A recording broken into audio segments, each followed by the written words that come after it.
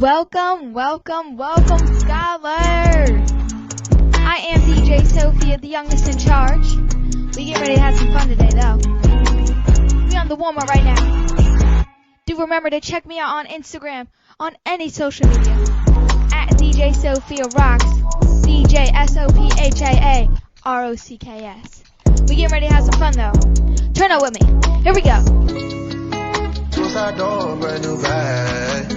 College girls give me in my raps. Rockstar life, so much money, I'll make you laugh. Hey, say hey, and you can't miss what you never had. Hey, hey, off the juice, got me tripping. Got the coupe, walker roof is missing. Ice, lemonade, my neck was tripping. Ice, lemonade, my neck was tripping. What's poppin'? What's poppin', everybody? How y'all day going so far? Let me know in the chat. My day's going pretty good right now, because I get to spend some time with you guys today. And you already know how we go. You already know how we do it. We turn it up. We have some fun. We have a good time. Positive vibes only. Good vibes only. Let's go. What's poppin'? Brand new whip, just hopped in. I got options. I can pass that like Stockton.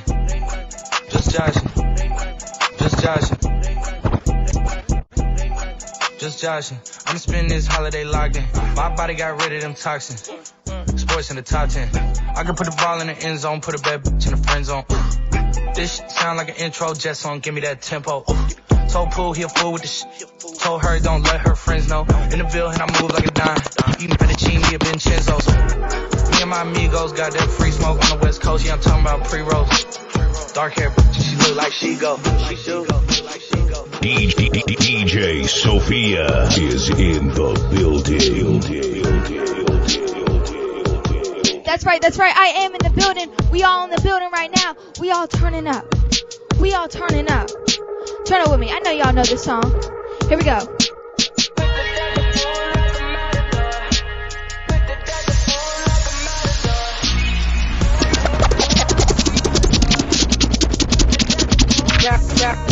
Drop in a stem, catch a wave on us. Take a shot, make a friend, just enjoy the moment. I'm blue sky walking on these haters. Celebrate every day like a birthday. Things come to those that wait up. No, we can jump in too long. Don't sleep, you gotta stay up. No, don't sleep, you gotta stay up.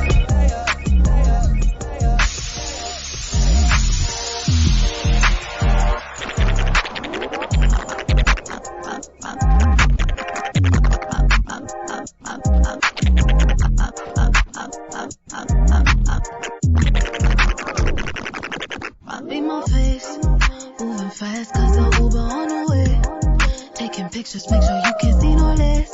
That we secure the money in a safe. I look like big, now I'm on the way. Let you know when I'm about a mile away. When I'm outside, please don't make me wait. The party's starting when we pull up to the gate. Girl, we so late, I'm just with the crew. We ain't out here looking for blue. Cause some nights be better with you. It's a hope we slowly coming on.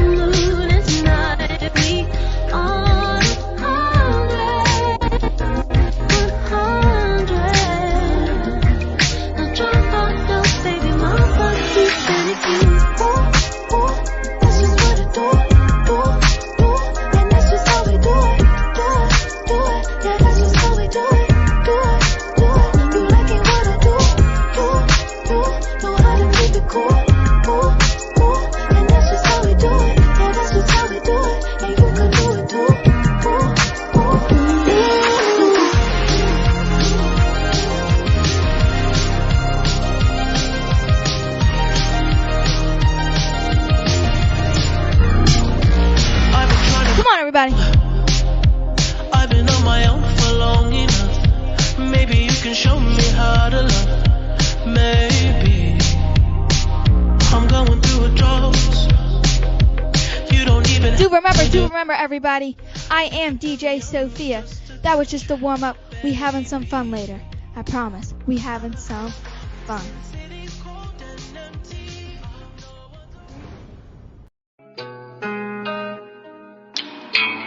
police brutality, man. It's crazy. I just want y'all to listen to this one. Hope y'all feel it. Look. Running from the cops, from the police. One shot, man down, man down. Two shots, man down, man down. Three shots, man down, man down. Running from the cops, from the police. One shot, man down, man down. Two shots, man down, man down. Three shots, man down, man down. A lot of families can't keep a smile. Can't trust these cops, we don't need them around. They break families apart. Love kids.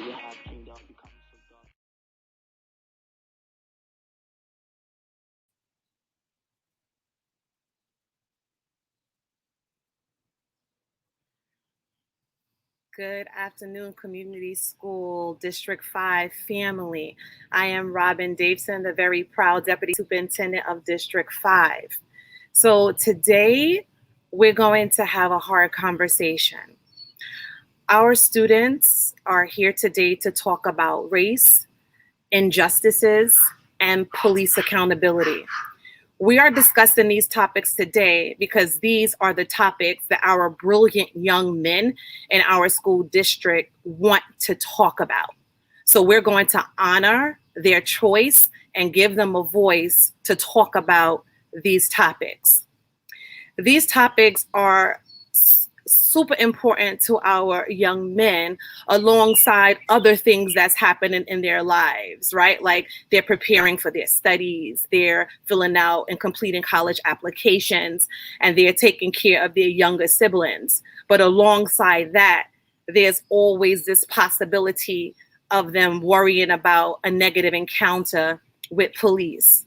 And so they're here today to talk about their feelings around these topics. The recent conviction of Derek Chauvin brings about some hope, and it's a small win towards holding police accountable for the deaths of Black and brown men, young men, women, and children. It's also a major, major win for the George Floyd family and for all of us who stood in the gaps and contributed for the fight for accountability. You know, our hope, my hope now is that this impact and this accountability verdict ripples across our nation, right, and affects so many with these unjust murders. I know it's wishful thinking, but I have to remain wishful and I have to remain hopeful as a mother of a Black son, as an auntie of Black nephews, and as a district leader of many amazing, brilliant young Black and brown men who you'll meet today. And we know that the depth and the complexity of these systemic problems have lasted years and years and possibly will last years to come. And we know there's no quick fixes and there's no single solutions to these problems. But we know it must be tackled, it must be talked about, and we must have platforms like this to discuss it. And today, this platform is giving our brilliant young men in our high schools across Community School District 5 the opportunity to voice how they've been feeling about these issues. So I bring to you the amazing men of Frederick Douglass Academy, Eagle Academy, and Thurgood Marshall Academy. Greetings. My name is Major Fareed, Principal of Thurgood Marshall Academy for Learning and Social Change. We welcome you to Thurgood Marshall Academy. We are a grade 6 to 12 school located in the heart of Harlem, 135th Street, Patton Clayton Powell Boulevard. We're fortunate to be a part of this program, our Brothers Keepers. We are wholly, completely invested in supporting our community and being the very best they can. So welcome, and we look forward to the work that's ahead. Hello, welcome to Thurgood Marshall Academy for Learning and Social Change. My name is Javon Peters, and I'm a liaison here at Thurgood Marshall. And I would just like to say thank you to District 5, my brother's keeper, for allowing me to have this great time with these great young men and learning and just pushing each other to discover who we are in our walk as young men. And I'd just like to thank all of you that are tuned in today, and I hope that you have a great time.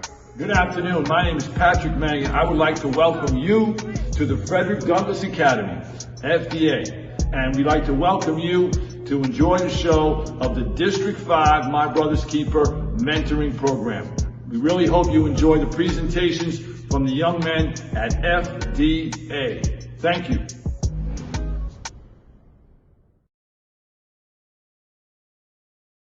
My name is Brenda Arnold. My name is Deshaun Webb. My name is Yusuf Bensoko.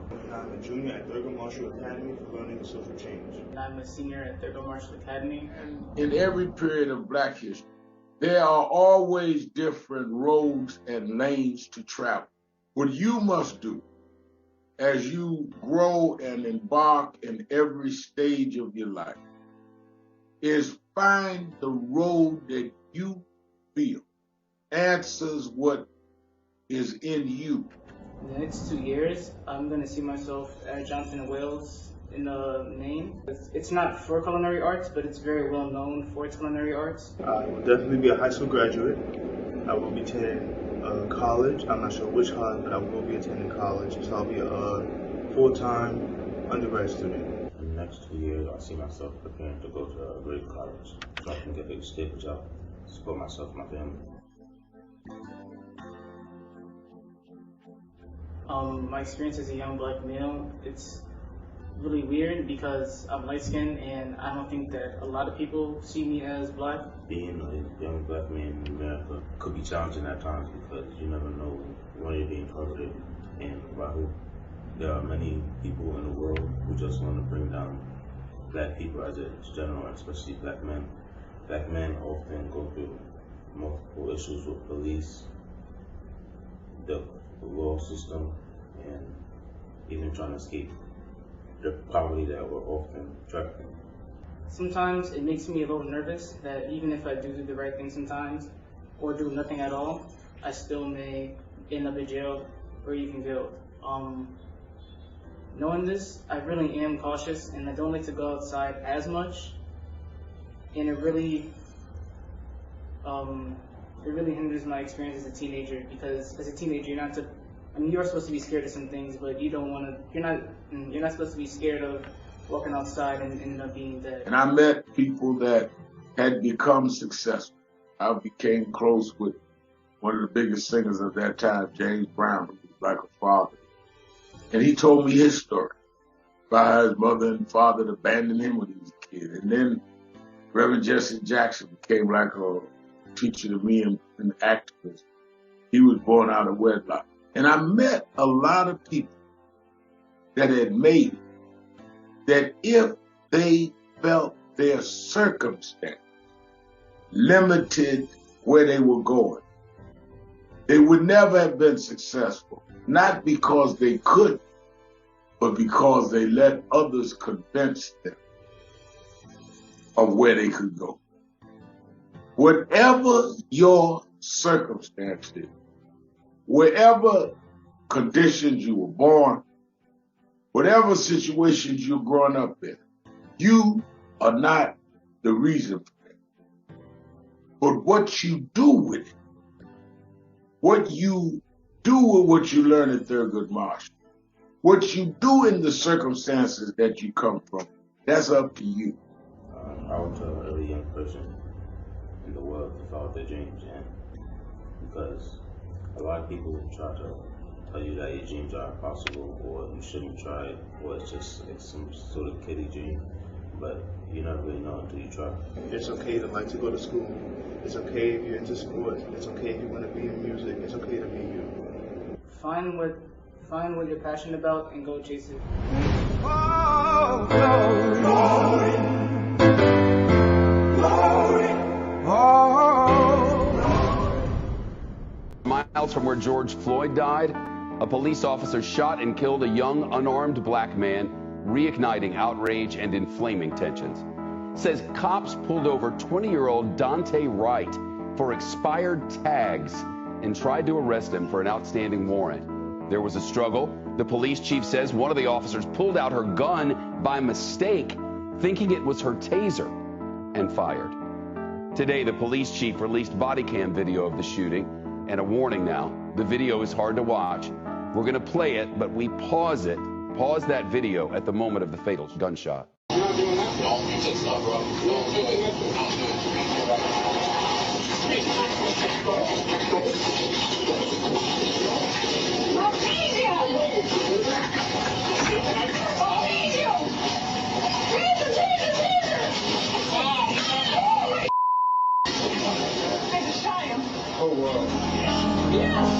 All we want to do is take the chains off.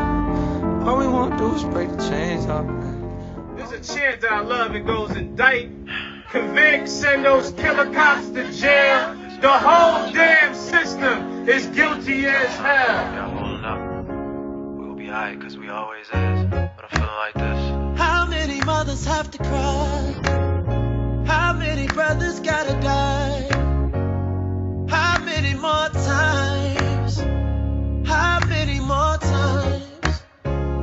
How many America more means racism. America means KKK. America means white supremacy. America means kill black people and get off. Take a look around. Can you see it now? Don't be colorblind. Cause when they're killing mine, they try to justify. Oh, each and every time. A lot of their patterns and practices and behaviors ultimately becomes detrimental to society, because most of these young people, if not all, at some point will return to the community. You think we don't matter, but we do. You got a problem cause the city on fire. But you're quiet when niggas die. Inmates inside a Brooklyn jail, they're going to spend another night in the dark, in the cold, no heat, and very limited power. And it's been like that for days now, sparking protests, and now there's a response from Mayor de Blasio, too. Precious black lives, lost in the name of senseless white pride. Tears falling from my eyes. How many mothers have to fall? How many brothers got it all? How many more times? How many more times?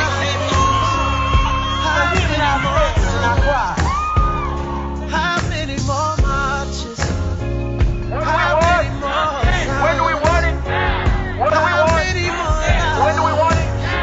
This country is supposed to be about the land of the free for all. It has not been free for black people, and we are tired. Don't talk to us about looting. Y'all are the looters. America has looted black people. America looted the Native Americans when they first came here. So looting is what you do. We learned it from you. We learned violence from you. We ain't slaves, let my people fly. Now it's time, watch my people rise. How many mothers have to cry? How many brothers gotta die? How many more times? How many more times? Before we get started, let me introduce myself. My name is Angelo Pinto. I'm an attorney, activist, organizer, and founder of an organization, a social justice organization named Until Freedom, where we spent the better half of the last year working on justice for Breonna Taylor. And most recently, of course, we're in Minneapolis, where we heard the verdict in the Derek Chauvin trial, who was the officer who murdered George Floyd. So a lot has been happening around this country with police murder, with bias, and we have some great, fabulous young brothers who are here to discuss this topic and hear some of their insights. So, to the young brothers who are on and are panelists in this conversation, I'm going to kick it to the first question. So the first question is, what is bias to you? My name is Devin Martinez. I'm 15 at Belido Academy. And I feel like bias is when you get like a personal opinion, but there's more an opinion on another side. I'm Chris. I'm 14. I feel like bias is change, and I feel like a lot of people they change for certain people, or like their point of view change in that situation because it deals with certain type of people. I think there is bias in like when talking to the police, because there's this one person that I think, yeah, he was white, and then he shot up a church. They took him to Burger King first, and then they made him eat. But when it was with Dante Wright or George Floyd, they killed them because they made mistakes for some reason. I don't know how, but that just shows bias.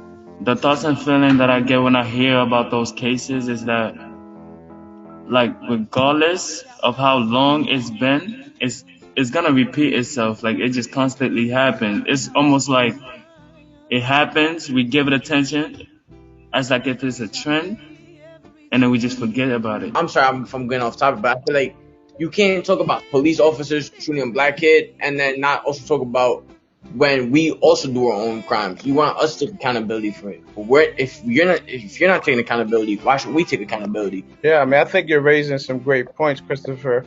One, we're talking about, when you look at police shootings, we're talking about, an epidemic or the challenges around violence. So they're both violence. But the other piece you mentioned, and I think bias plays a huge role in this, is sentencing disparities.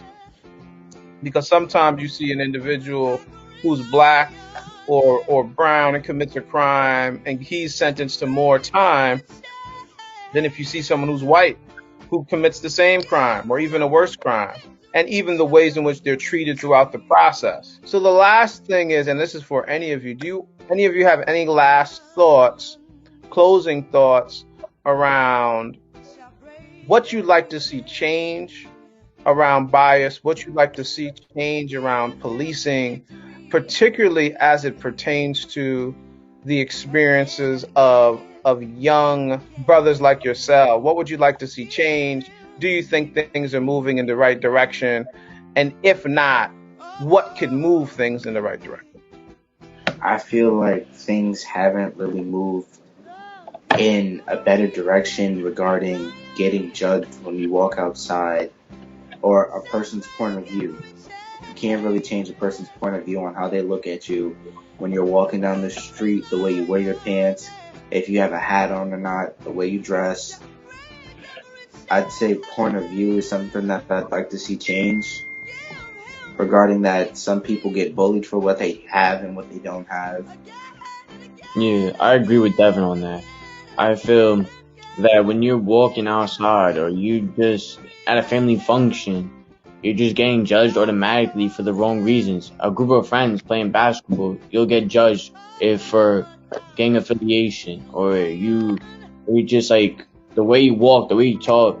Like right now, since I'm speaking to you, I'm being honest on my opinion. If I say that to somebody else, they already judging me because they think I'm talking slang, or they think that I'm being inappropriate.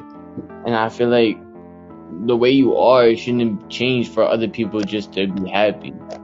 That's why everyone's different for a reason. Well, I want to thank all of you brothers for taking the time, you young brothers for taking the time to get on this call and having the conversation. Your voices matter and are very important.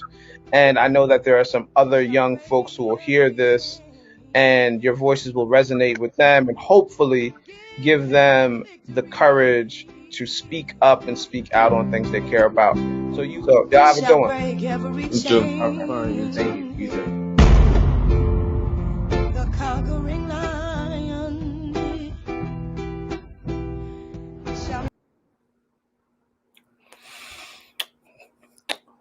Greetings, everyone. My name is Angelo Pinto, organizer, attorney, activist, co-founder of an organization called Until Freedom.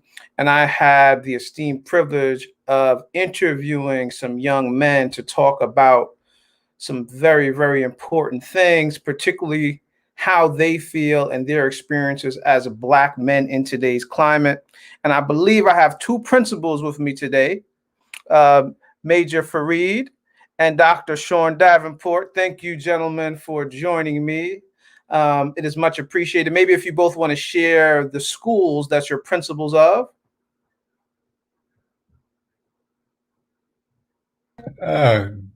Good afternoon. Beautiful thing about this partnership. One, Dr. Davenport, of course, he's a hero. He's a mentor of mine. I'm principal of Thurgood Marshall Academy. I was gracious enough to follow in Dr. Davenport's footsteps because he was the former principal of Thurgood Marshall Academy. Thank you, Dr. Davenport, for being here as well. And I'm looking forward to this conversation. And maybe I'll start with a question for both of you. Having heard what the young men shared in the interview, and I'm sure you both are very familiar with what the young men's sentiment, both having served as principals. What were your initial thoughts, reactions, and your response to hearing it? Was it something new? Was it something shocking? Was it something that you felt and feel like needs particular attention? Thank you, Angelo. First, let me say I was sad because those were the same sentiments I had growing up. And to think that there's nothing that has changed the climate for them, it makes me feel like a failure in a sense that, my generation isn't doing enough or didn't do enough to protect them. And but even to this day, the things that they're afraid of, I'm still afraid of. When I'm pulled over by the police, I go back to my training when I was a young kid, both hands on the steering wheel, trying to get home and doing what I got to do to get home. And so I definitely feel I'm saddened that they have to go through this experience and not being able to express who they are because of who they are. Definitely. And Dr. Davenport, one quick question. What do you see, or what are your thoughts around how to shift that, as you mentioned, which is very profound? It was the same sentiment that you had as a young man growing up, that these young men also share an experience. What do you see, if anything, as being able to change the tide so that the generation coming after these young men may not experience the same exact thing? I think people like yourself, activists like Tamika, being able to help change the narrative and getting our young people more involved in activism. Maybe this will help them, get into positions to change laws, and then being able to have their own platform and be taken seriously. And so I think as educators, we have to do everything possible to present them with opportunities, not only to be successful, but be successful in areas that we don't dominate. Thank you so much. And Principal Fareed, for you, now being the principal of Thurgood Marshall and interacting with these young men on a day-to-day basis, what role do you see the school playing in transforming how these young men feel and hopefully transforming some of the realities they experience when they step outside the school doors? I see our responsibility as one of creating a space for them to really interrogate ideas and dismantle a great deal of untruths that are things that locked us and continue to lock us in certain mindsets and belief systems. So our job is to, one, really harness that voice. We have to adapt to the world that's so very different. I mean, I think one of the most powerful things in the world is the ability of a voice to be able to resonate much larger than just that limited space in which you might be geographically. And seeing the ways in which folks are harnessing that, where creators really take on the space of creators and beginning to tell their stories and include different perspectives in a narrative that's beginning to really test and question this myth of America and what does it mean to be a citizen. I see those as really, really important components to bringing this change. I'm reminded of last year when the murder of George Floyd, the young people themselves said, we're just not going to take this anymore. And enough of them came together and said, let's talk about what's happening here first in Minneapolis. And then it expanded to the point where you were seeing protests across the world. And just like Dr. Davenport said, I think the work that you're doing, Angelo, is very important, because I think it's also important that your face is the one that's really carrying out this message to say, it's okay to question. Just because you're young doesn't mean your voice doesn't matter. And you are really the catalyst for changes. And we need the young folks to continue to push us. I appreciated in the very beginning, you said young folks that you were speaking to. I was hoping that you were saying young about me, but but again, I think that that's continually important, because I continue to learn from our young men every single day. And I'm so very proud of just how they've negotiated and navigated. I can't imagine what it would have been like to be working or living and going to school during a pandemic, but they continue to persevere. And it just shows just the the strength. It shows the perseverance. In addition to that, I think it's important that they all take care of themselves, and it's our job to help them learn to know that you're going to fight, but also make sure that you take time to recharge and take care of yourselves and take care of those who are around you, because that's what's most important. And one more question, Principal Fareed. You mentioned the protests that happened after the murder of George Floyd, and of course the protests that are now happening around the country almost on any given day. How did you see, or did you see the protests transform the young people in your school, and how so? I think it opened up questions that they themselves might not have thought about exploring. It's amazing to me because many of our young men began to actually engage. So you saw that the clips from Reverend Sharpton in this video montage. We were able to have Reverend Sharpton speak to our school because we have young people who are involved in NAN, National Action Network, that then created that connection. And so I see just this level of awareness, this level of taking action, and saying that they're just not going to wait anymore. They're just not going to wait. They can't be patient. And I celebrate them for that. And I thank them for that. And I push them to continue to push us to be better. Thank you so much. Dr. Davenport, for you, one of the questions that came to mind after hearing you speak was that so much hasn't changed. When you look at what some of the young men were sharing on the video, and even you saying you experienced and had some of those same thoughts, are there things that you see today that you say have certainly changed and that can give kind of a glimmer of hope for young people that are watching or paying attention to this? Are there things that you can say, well, this has certainly changed and we're in a different place around this issue as a people? I think, seeing my good friend Reverend Warnock be elected to the Senate in Georgia shows that change is coming, but we have to keep fighting. And I think with this new group of students that we have, and I say new group because as they're coming through, they have that Malcolm spirit, and we need to cultivate that Malcolm spirit. Give them a little Dr. King, but we need to cultivate that so they can go on and have the confidence that knowing that what they stand up for, people like Principal Fareed and myself can be there to protect them and support them. And they need to know that they have that vehicle to express themselves that way. And I see that change happening just by, hearing Principal Fareed talk about, having Reverend Sharpton come and speak to them because they were already involved in the National Action Network. That's different. That's change. But what I will start to see coming from that is those students now starting their networks and being supported by you because they see what you're doing and they get a blueprint of how to go about doing it for themselves. So I do see that shift in mindset. And I just hope that we are strong enough as a people to support them as they're going through this. No, that's powerful. I think when I think about my own matriculation into professionally, I always think about the men who shaped me and played a significant role in my life and my matriculation and just kind of my network. And I see on your wall back there, Dr. Davenport, I think a Norfolk State University, which I went to Norfolk State for a year. So I'm a proud Spartan.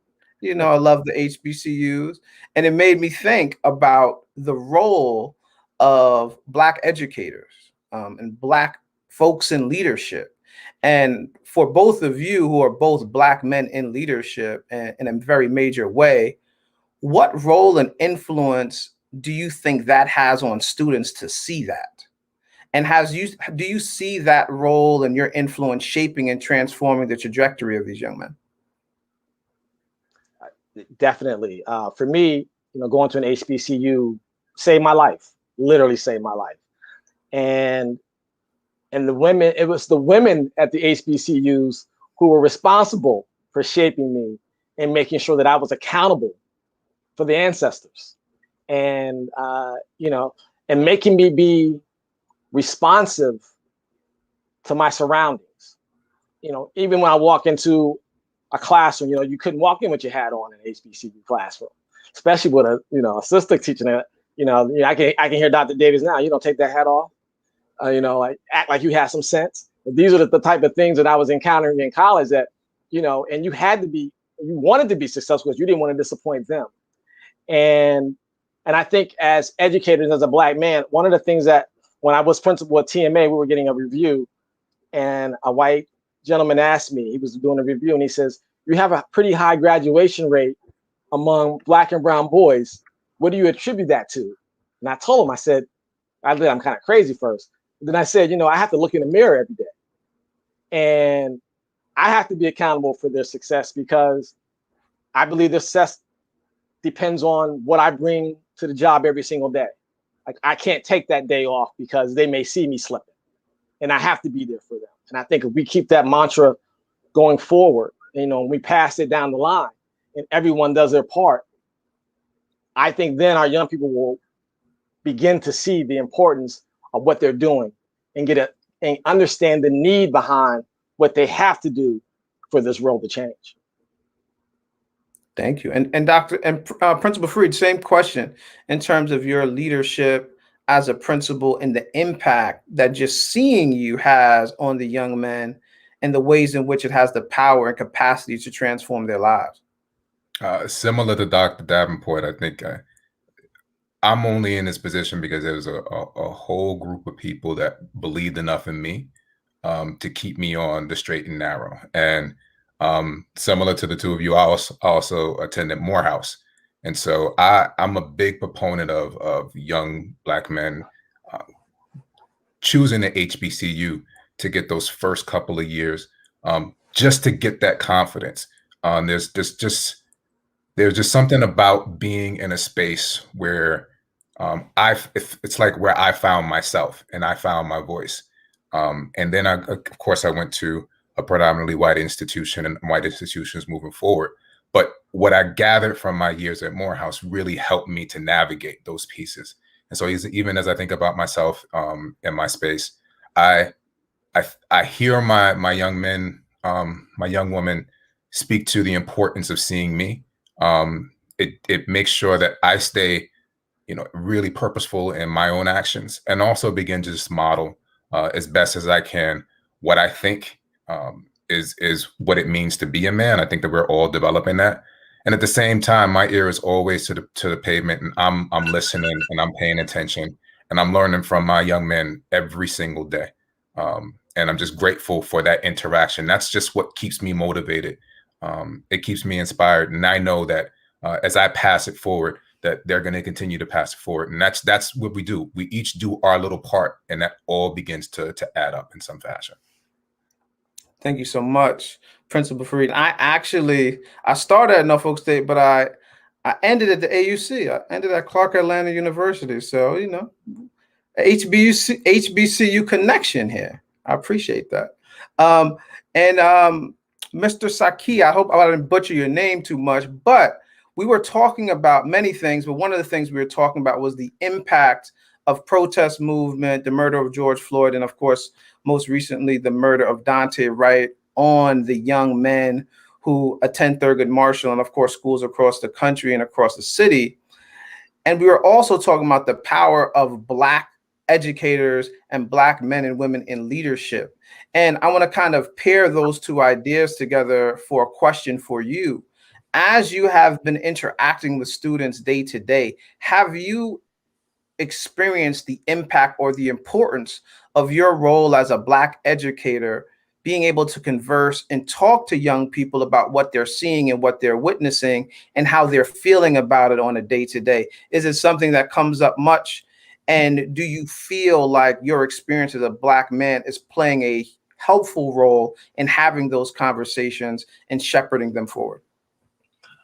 So first and foremost, good evening, everyone. I know I just jumped on late. So I am Mr. Saki. I'm actually a math educator at Eagle Academy, evening Principal Fareed and Dr. Davenport.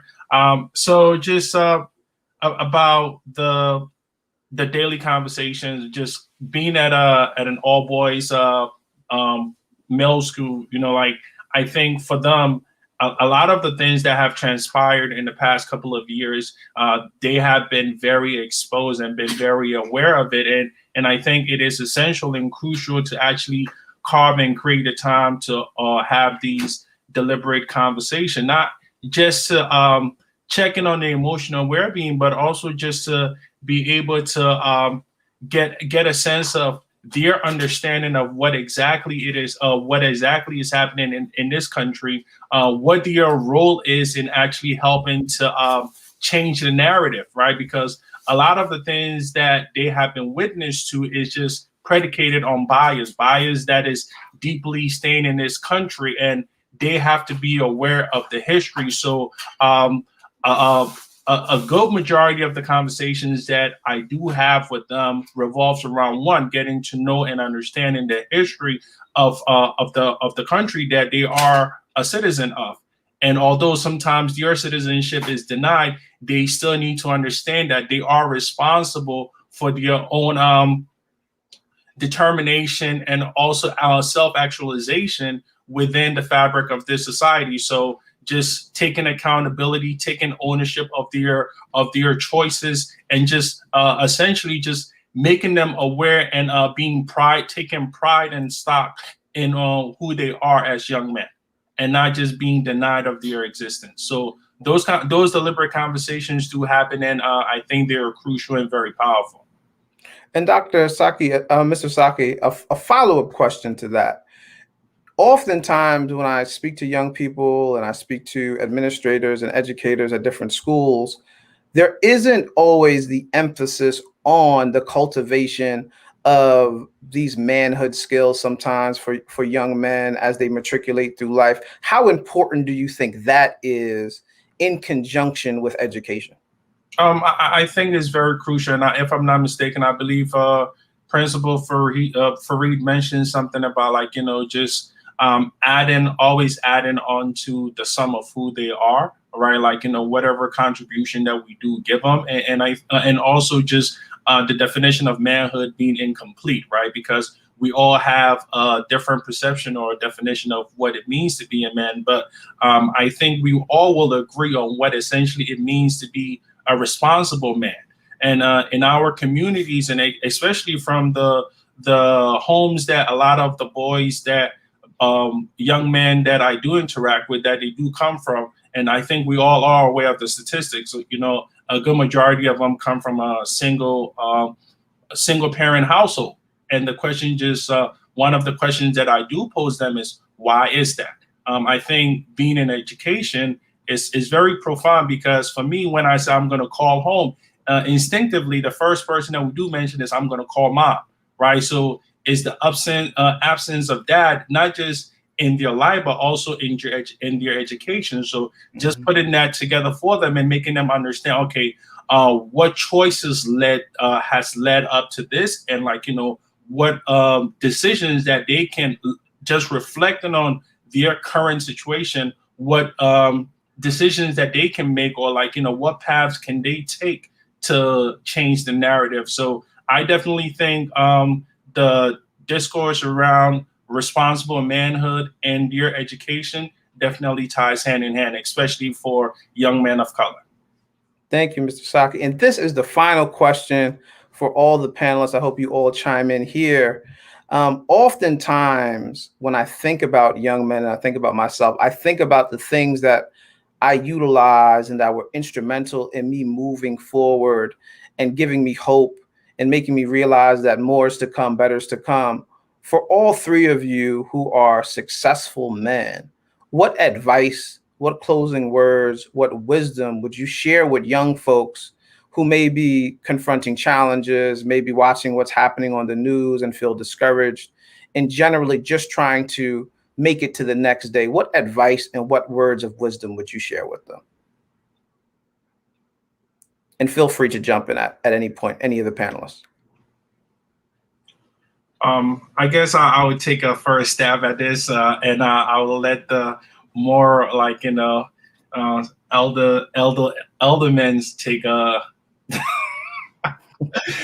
Well, so just thinking about my personal experience, I was actually and I think for me, I chose the role of an educator just because I wanted to be able to impart and share my story with a lot of the young men that I hope to actually educate or just be in front of. So I personally was abandoned at the age of 16. I was like, an emancipated minor at the age of 16. And at that age, I had to make some tough decisions and sacrifices. And I also had to be reflective. So my mantra and something that always got me through is just like, as long as you do your best and as long as you always put forth your best foot and your best effort, whatever the outcome be, just know that you will still be a success story.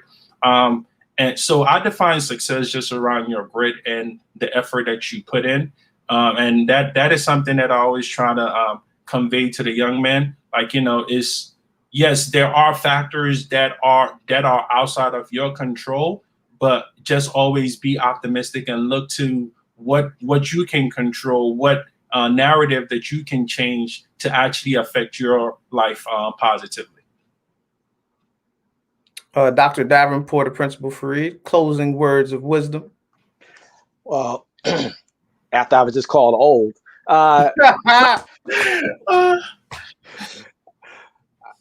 grew up in the Black Baptist Church, and so I believe in the mantra, I can do all things through Christ who strengthens me. And so I would just tell the young people, if you wake up, you can affect change. If you can wake up, there's a possibility, there's opportunity. And don't take advantage of just opening your eyes. There's a lot of work to be done. Take advantage of the day and get the job done. Thank you, Dr. Davenport. Principal Fareed. For me, it's knowing first and foremost that I matter.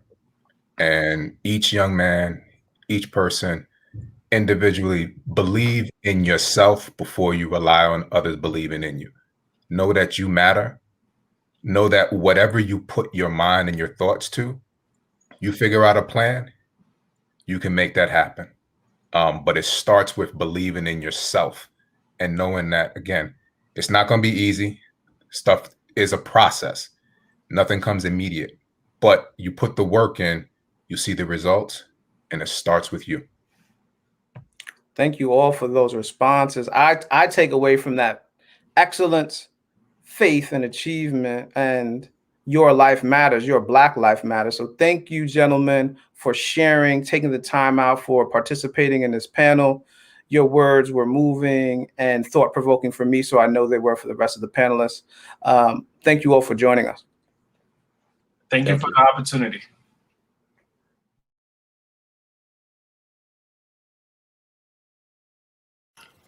Good evening, Kings. I am absolutely thrilled to be here to celebrate you. My name is Dr. Donica Rux, and I am Superintendent of Community School District 5. And today, I am proud to say that I am your biggest fan. I am specifically honored to be leading this district in these times because despite the challenges we have faced as a community, we have been committed to you, your education, and your future. MBK is more than just a program. It's a life decision and a promise. It is saying that each of you recognizes the responsibility that you have to each other, the obligation that we have towards you, and the duty we all have to protect our hope and light even in the face of adversity. Thank you, VIP, and the team that have always shown up and showed out to celebrate our young men. Thank you to our advisors and school staff who understand how important relationships are. And mostly, thank you to you and your families for staying the course and being focused and optimistic. There's a saying, these were the best of times and these were the worst of times. I believe that quote fits here. Yes, Kings, this community is facing a real crisis. The constant threat of violence and injustice from law enforcement and other systems. But now more than ever, we have the opportunity to challenge the status quo and speak truth to power. That's what today is about. Using your voice, utilizing your wisdom, and activating our power. This is what MBK is all about, working collectively towards making this country and our communities what it should be for the next generation. So congratulations as we move on towards the end of the school year, and I so look forward to seeing and hearing from each of you.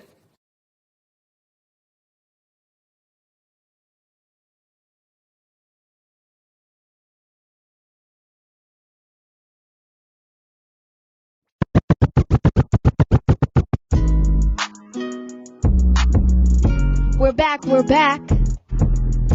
We are right now for the closing. Thank you all for joining us for your town hall. You guys did amazing today. But we're gonna close it off with some fun. Do remember, I am DJ Sophia at DJ Sophia Rock. Hit that follow button. Let's go. Brand new Lamborghini, a cop car. With a pistol on my hip like I'm a cop. Have you ever met a real nigga rock star? This ain't no guitar, but this a clock. My Glock told me to promise you gon' squeeze me. You better let me go the day you need me. So put me on that get the bus. And if I ain't enough, go get the chop. It's safe to say I earned it, ain't a nigga gave me nothing. I'm ready to hop out on a nigga, get the bus. Know you heard me say you play, you late, don't make me push the butt. Full of pain, dropped enough tears to fill up a fuck. Going for buggers, I bought a chopper. I got a big drum to hold 100. Ain't going for nothing, I'm ready to air it out on all these niggas. I can see I'm running. She talked to my mom, she hit me on FaceTime just to check up on me and my brother. I'm really the baby, she know that the youngest I was always guaranteed to get the money. Okay, let's go. She know that the baby boy was always guaranteed to get the loot. She know what I do, she know if I run from it, I'ma pull it out, shoot. PTSD, I'm always waking up a cold sweats like I got the flu. My daughter a G, she saw me killing in front of her before the age of 2. And I'd kill another nigga too. Or I let another nigga do something to you. That means you know that don't let nobody tell you different that they love you. Let's go. Brand new Lamborghini, cop car. With a pistol on my hip like I'm a cop. Have you ever met a real nigga rock star? This ain't no guitar, but this a clock. We all rock stars right now. We all rock stars. We all in here right now. I hope you guys had fun at your town hall. I am DJ Sophia at DJ Sophia Rock. I'm a pop star. From the plane to the helicopter, yo.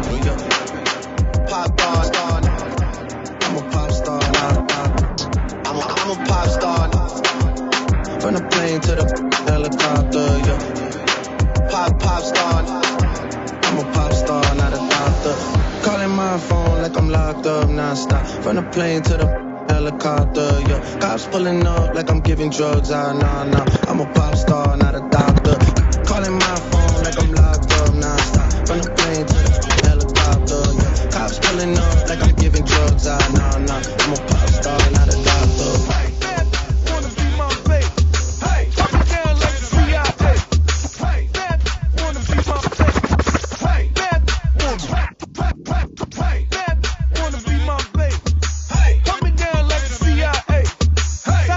We got good vibes only going on right now. Good vibes only.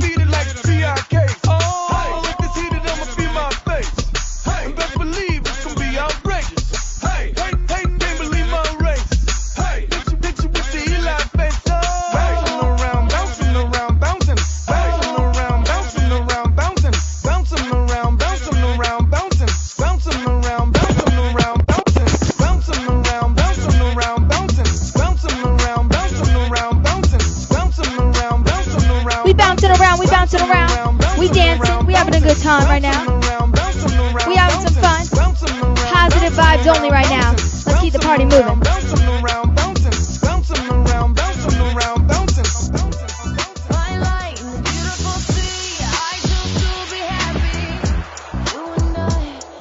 Smooth. We're taking a smooth lane right now. You're a shooting star, I see a vision of ecstasy. For me, diamonds in the light. I knew that we'd become one right away. Oh, right away. At first sight, I felt energy. I surrendered. I saw the life inside. So shine bright.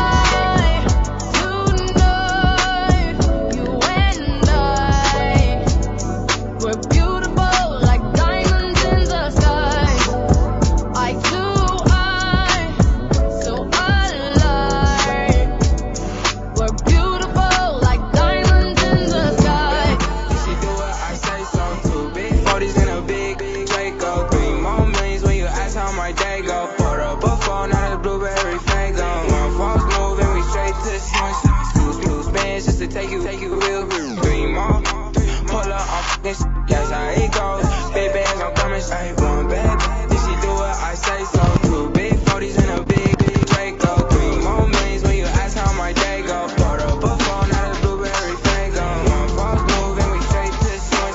2 small bands just to take you out real quick. 3 more, pull up, I'm fucking shit, that's how it goes. Big bands, I'm coming. DJ Sophia. Drop top Porsche, rollie on my wrist, diamonds up and down my chain.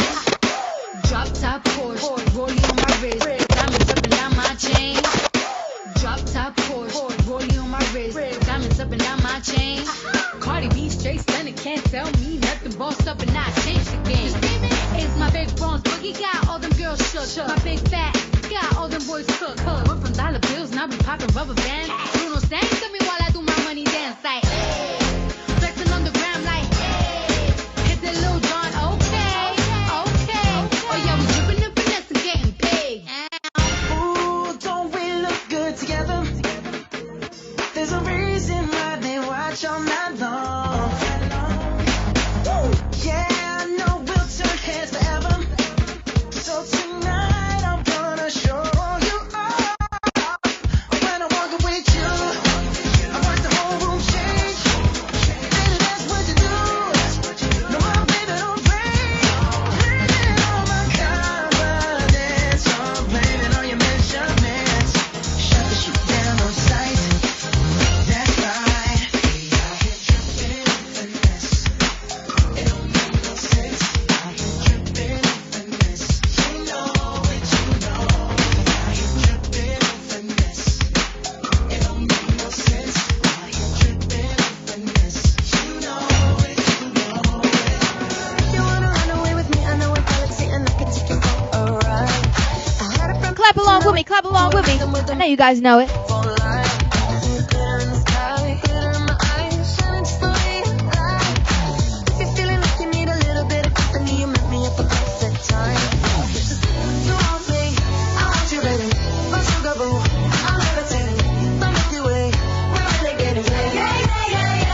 I got you, moonlight, you're my starlight. I need you all night. Come on, dance with me. I'm levitating. You, moonlight, you're my starlight. I need you all night. Come on, dance with me. I'm levitating. I'm one of the greatest, ain't no debating on it. I'm one of the greatest, I'm one of the greatest, I'm one of the greatest, ain't no debating on it. I'm still levitated, I'm heavily. We all been great today. You guys have been great today. Thank you all scholars for joining us today for your town hall. Do remember I am DJ Sophia at DJ Sophia Rocks on all social media. Let's go. Left foot, right foot, levitating. Pop stars, do a leap with the baby. I had to lace my shoes for all the blessings I was chasing. If I ever slip, I fall into a better situation.